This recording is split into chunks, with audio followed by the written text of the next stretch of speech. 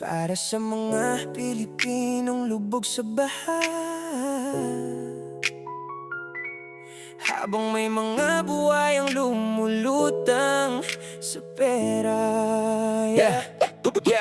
Tuwing tagulan, pare-parehong eksena. Kalsada'y ilog na, bahay mo'y bangka na. Sabi nila may proyektong may budget na bilyon, pero bakit hanggang ngayon baha pa rin ang nayon? May ribbon cutting, may picture sa entablado. Pagkatapos ng eleksyon, parang multo nang naglaho. Flood control daw para ligtas sa mamamayan, pero tubig pa rin ang hari sa ating bayan. Saan napunta ang pondong inilaan?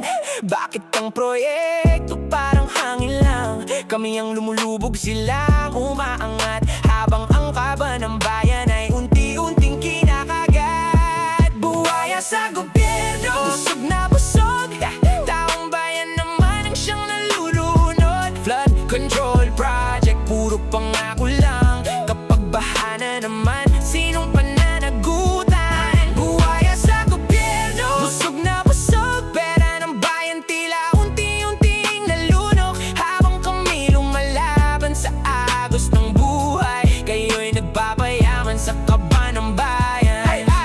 May pader sa papel pero wala sa ilog. May proyekto raw pero bakit walang bakas na lubos? Sa ulat at investigasyon, maraming tanong ang lumitaw tungkol sa ilang flood control projects. Sa umano mga irregularidad. GA Network plus one, habang batay nakasakay sa lumang gulong, mga opisyal naka-aircon habang kami umaahon. Hindi kami bulag, hindi rin kami bingi. Naririnig namin ang sigaw ng bawat nasawi. Hindi namin kailangan ng magarang talumpati, ang gusto naming reaksyon at tunay na pagkakaisa. Serbisyo sa tao, hindi negosyo ng